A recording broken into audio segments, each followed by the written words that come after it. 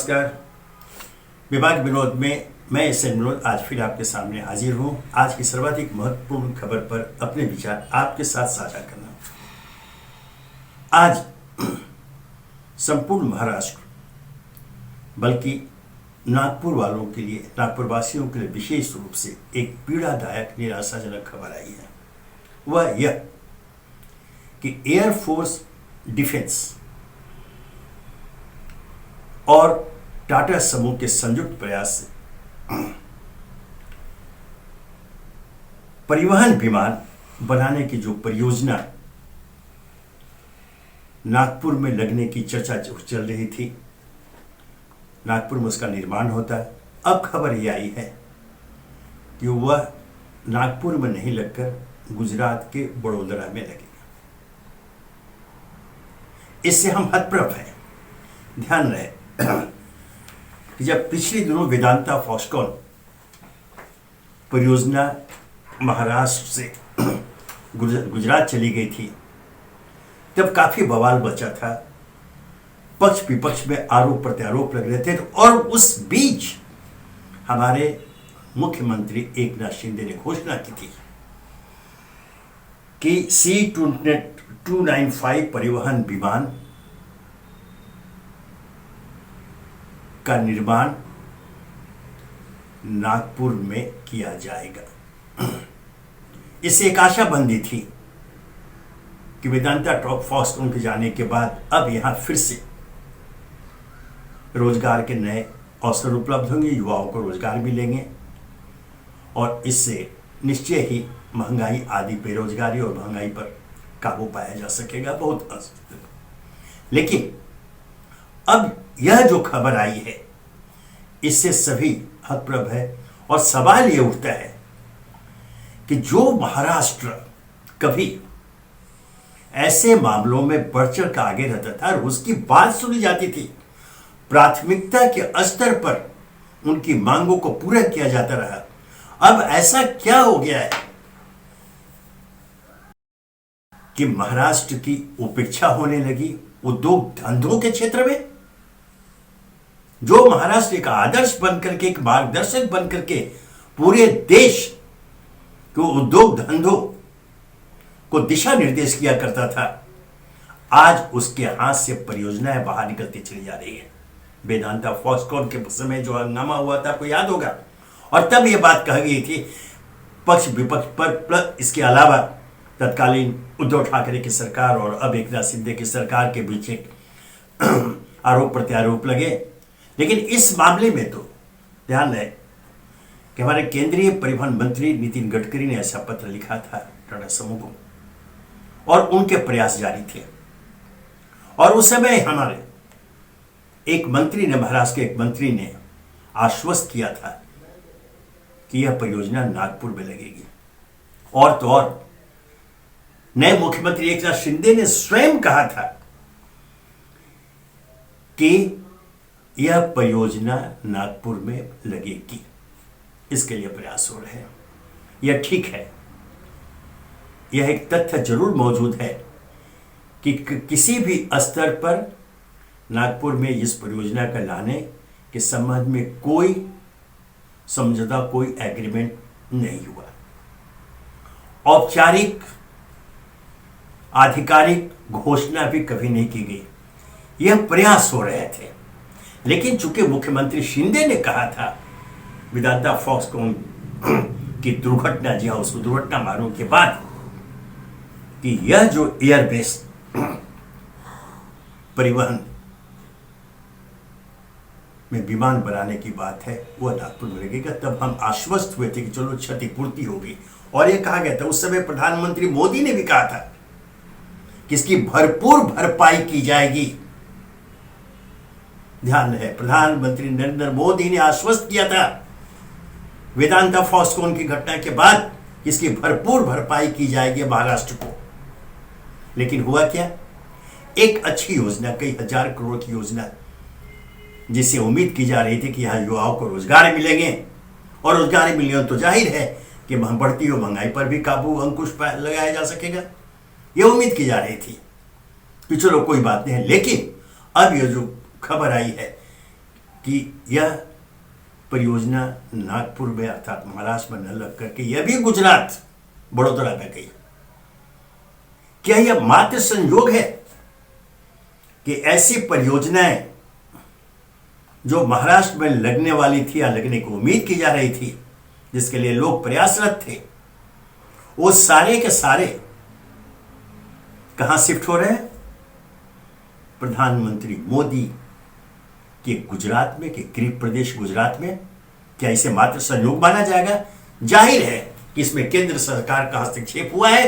केंद्र सरकार ने अपने प्रभाव का उपयोग करते हुए यह निर्णय लिया और यह परिवहन विमान बनाने की जो परियोजना, जो हम आशा कर रहे थे महाराष्ट्रवासी के हमारे नागपुर में लगेगी, पुनः गुजरात में चली गई।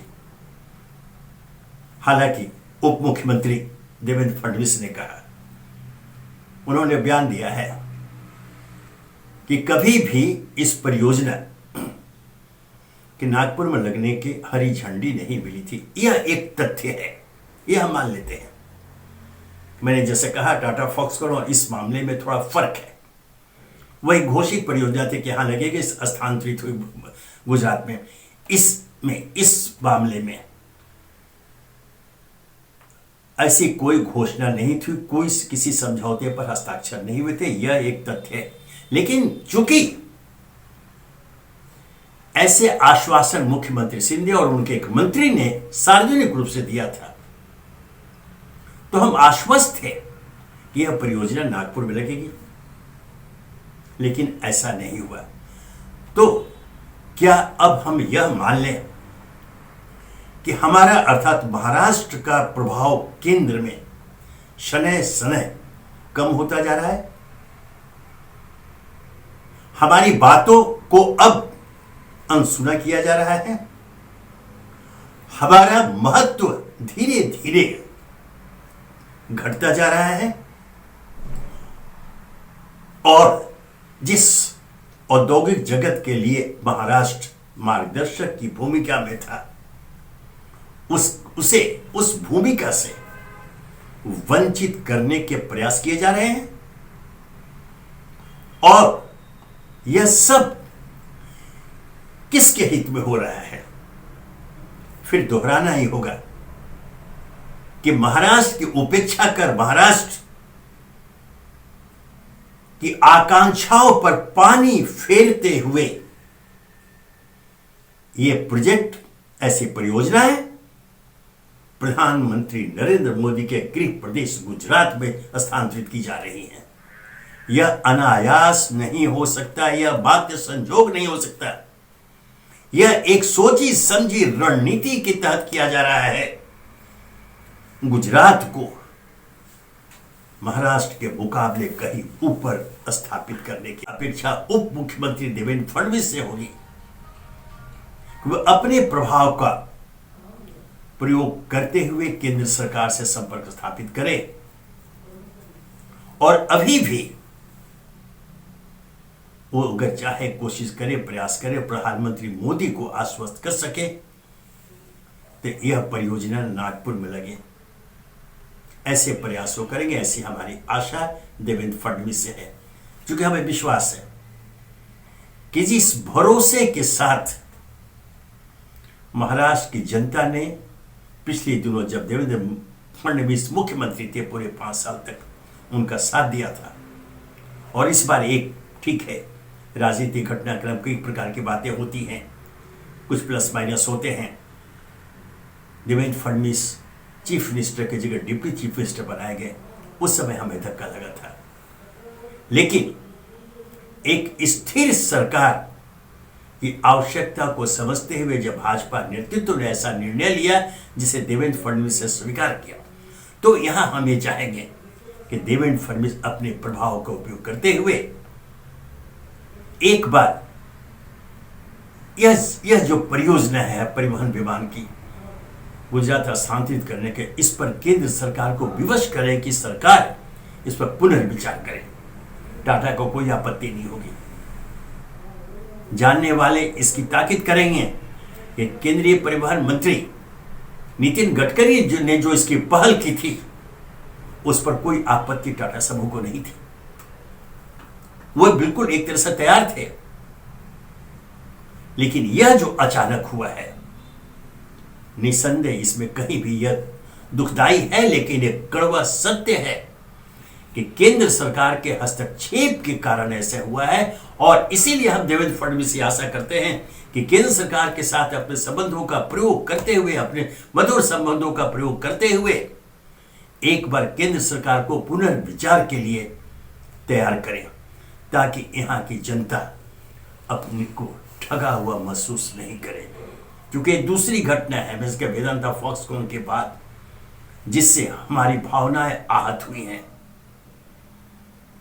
इसे स्वीकार नहीं किया जा सकता। धन्यवाद। एक अन्य घटना विकास क्रम में एक नई राष्ट्रीय बहस छिड़ गई है देश के देवी देवताओं को लेकर के। यह भी आहत करने वाली खबर है। आम आदमी पार्टी के राष्ट्रीय संयोजक और दिल्ली के मुख्यमंत्री अरविंद केजरीवाल ने अचानक यह मांग कर दी कि हमारी जो करेंसी है, जो नोट जो है, उन पर महात्मा गांधी की तस्वीर तो एक तरफ है, वो रहे, कायम रहे, लेकिन उसके साथ साथ बगल में एक तरफ, दूसरी तरफ मां लक्ष्मी और भगवान गणेश की फोटो भी छापी जाए। यह मांग अरविंद केजरीवाल के बोलते नहीं। इसे तत्काल जोड़ दिया गया गुजरात और भारतीय जनता पार्टी के हिंदुत्व कार्ड से। गुजरात में आम आदमी पार्टी एड़ी चोड़ी का पसीना ला रही है वहां के चुनाव में अपनी मजबूत उपस्थिति दर्ज कराने के लिए। और जो खबरें आ रही है उससे ऐसा लगता है कि इसमें वे सफल भी हो रहे हैं। इस बीच में यह कि करेंसी पर लक्ष्मी गणेश की तस्वीर छापी जाए कि मांग कर अरविंद केजरीवाल, ऐसा लगता है कि भारतीय जनता पार्टी के हिंदुत्व कार्ड के मुकाबले एक नया हिंदुत्व कार्ड खेल दिया है। स्वाभाविक रूप से जैसे मैंने कहा, इस पर एक राष्ट्रीय बहस छिड़ गई, बल्कि भारतीय जनता पार्टी की ओर से छोटे बड़े नेता सामने आ गए और अरविंद केजरीवाल पर प्रहार करने लगे। आम आदमी पार्टी की तरफ से कोई सफाई नहीं देगी, बल्कि इसकी जरूरत को विस्तृत किया गया, विस्तार में बताया गया कि क्यों। और बिल्कुल हिंदू धर्म, हिंदू देवी देवताओं के पक्ष में बयान देते हुए यह कहा जा रहा है कि जब हम, ध्यान रहे, यह कहा जा रहा है कि जब हम अपनी समृद्धि, सुख समृद्धि के लिए मां लक्ष्मी गणेश का स्मरण कर अपने कामों की शुरुआत करते हैं, तो फिर अगर हम करेंसी नोट पर उनकी तस्वीर को छाप देते हैं तो उसमें हर्ज क्या है, इससे उनका आशीर्वाद प्राप्त होगा, ऐसा कहा है। अब इसके विरोध में जो तर्क दिए जा रहे हैं वो भी कम हास्यास्पद नहीं है। कहा यह जा रहा है कि जो करेंसी होता है, जो नोट है, जो रुपए होते हैं, वह कई लोगों और कई वर्ग के जेब में जाते हैं, हाथों में जाते हैं। ऐसे में मां लक्ष्मी या भगवान गणेश का अपमान होगा अगर उन नोटों पर उनके फोटो छापा जाए और वे नोट गलत हाथों, गलत जेबों में दिखें। यह सही है, ये करेंसी नोट है, ये आदान प्रदान किए जाते हैं, हर जगह जाते हैं। वे काले बाजारियों के जेब में भी जाते हैं, ये बदिरालय में भी जाते हैं, वेश्यालय में भी जाते हैं, यह सच है।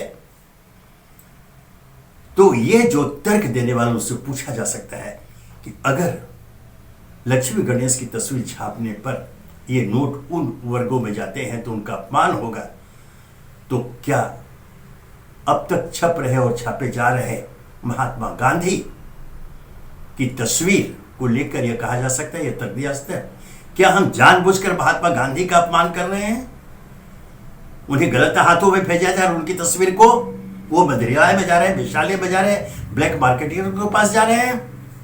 यह तर्क नहीं, यह कुतर्क है।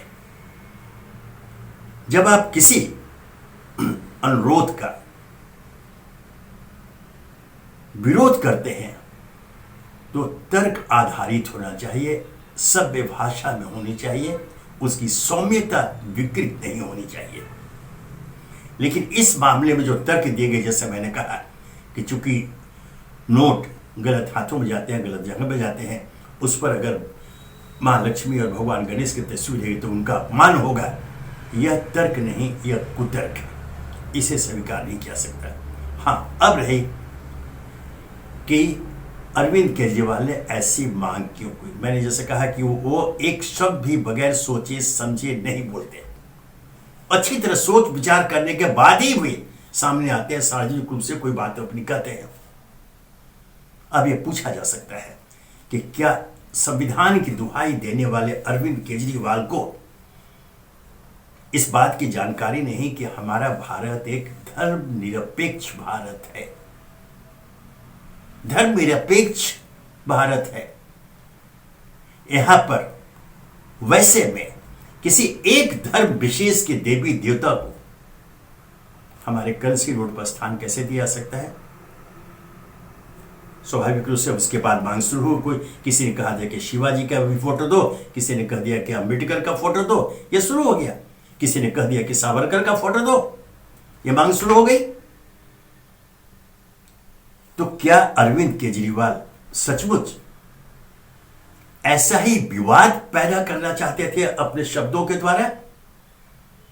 बिल्कुल यही बात है।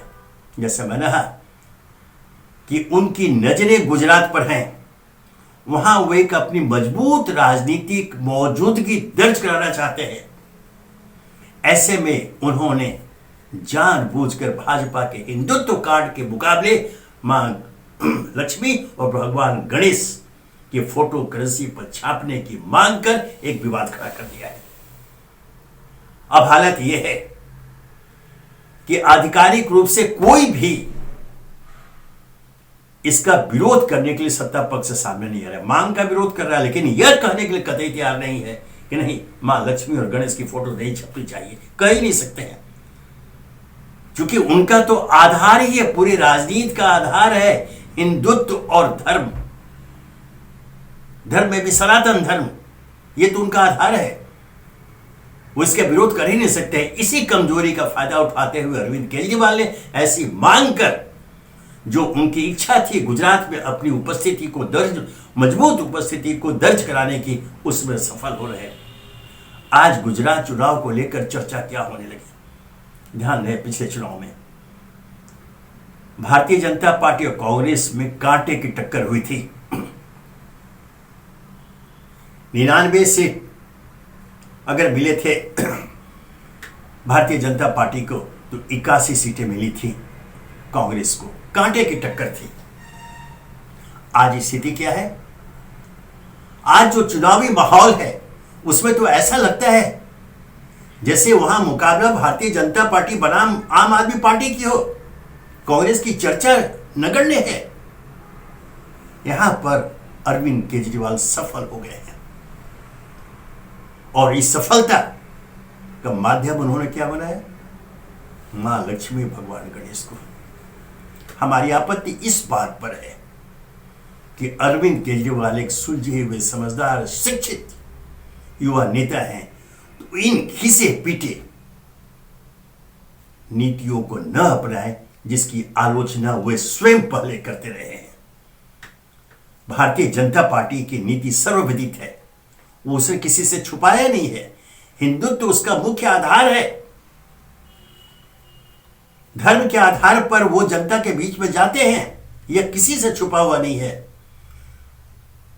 उनके बाद उसके मुकाबले अगर अरविंद केजरीवाल के आम आदमी पार्टी भी उसी नीति को अपनाते हुए, उसी मार्ग को अपनाते हुए हिंदुत्व कार्ड खेलना चाहती है, तो फिर यह कहना पड़ेगा कि भारतीय जनता पार्टी या अन्य राजदलों के मुकाबले आम आदमी पार्टी अलग, पृथक, एक विशिष्ट पहचान वाली पार्टी कैसे हो सकती है। उनका यह दावा कि आम आदमी पार्टी एक अलग पहचान की पार्टी विथ ए डिफरेंस है, खोखला है।